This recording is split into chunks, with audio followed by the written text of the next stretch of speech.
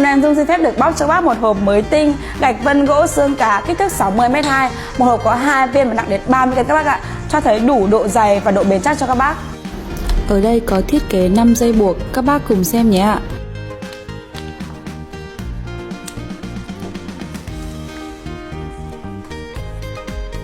Có các góc bảo vệ như thế này tránh va chạm cũng như đảm bảo việc vận chuyển cho khách hàng.